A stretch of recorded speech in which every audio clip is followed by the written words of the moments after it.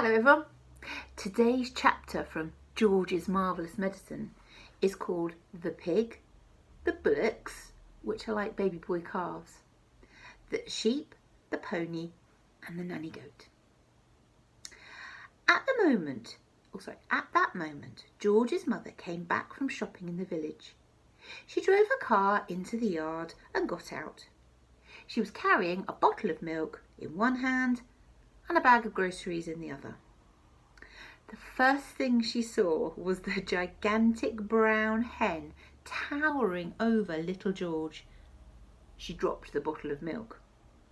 Then Grandma started shouting at her from the rooftop, and when she looked up and saw Grandma's head sticking up through the tiles, she dropped the bag of groceries. "How about that then, eh, Mary?" Grandma shouted. "I bet you've never seen a hen as big as that. That's George's giant hen, that is." But, stammered George's mum. "It's George's magic medicine," Grandma shouted. "We've both had it, the hen and I."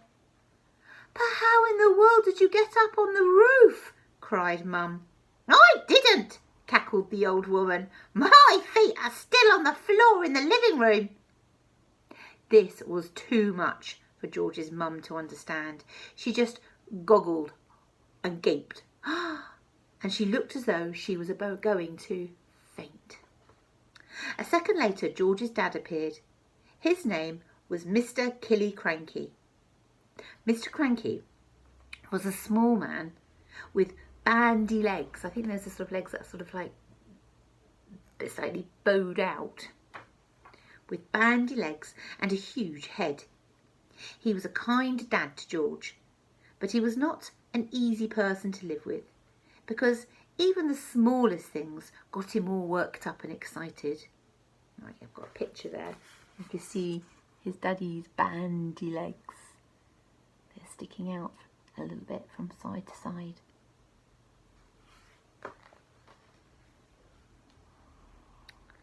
The hen standing in the yard was certainly not a small thing, and when Mr. Cranky saw it, he started jumping about as though something was burning his feet. "Great heavens!" he cried, waving his arms. "What's this? What's happened? Where did it come from? It's a giant hen! Who did it?" "I did," George said. "Look at me!" Grandma shouted from the rooftop. "Never mind about that hen. What about me?" Mr. Cranky looked up and saw Grandma. "Shut up, Grandma," he said. It didn't seem to surprise him that the old woman was sticking up through the roof. It was the hen that excited him. He'd never seen anything like it. But then who had? "It's fantastic!" Mr. Cranky shouted, dancing round and round. "It's colossal! It's gigantic! It's tremendous! It's a miracle! How did you do it, George?" George started telling his dad about the magic medicine. And while he was doing this, the big brown hen sat down in the middle of the yard and went,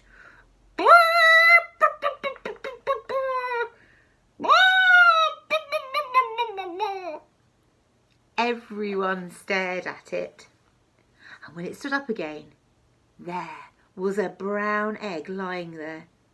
The egg was the size of a football. "That egg could make scrambled eggs for 20 people, Mr. Cranky said. "George," Mr. Cranky shouted, "how much of this medicine have you got?" "Oh, lots," George said.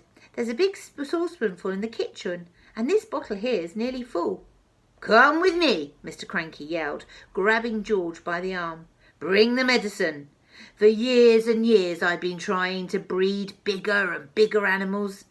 Bigger bulls for beef, bigger pigs for pork, and bigger sheep for lamb mutton." They went into the pigsty first. George gave a spoonful of medicine to the pig. The pig blew smoke from its nose and jumped about all over the place. and then it grew and grew, and in the end it looked like this.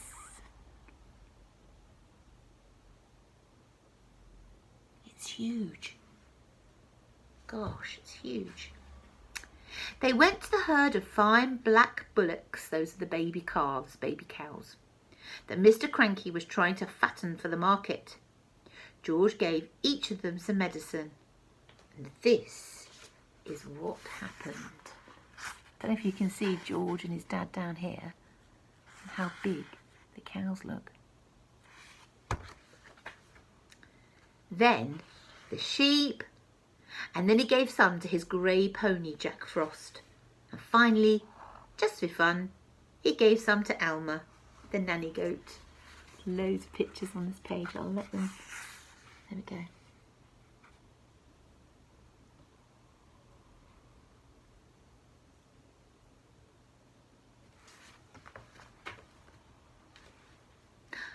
Oh, here's the picture of the nanny goat at the very end. Look at George down the bottom.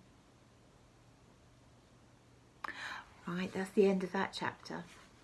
The next chapter, which we'll read next week, is called A Crane for Grandma. Maybe they're trying to get it off the roof. We'll find out. Have a lovely weekend. Bye.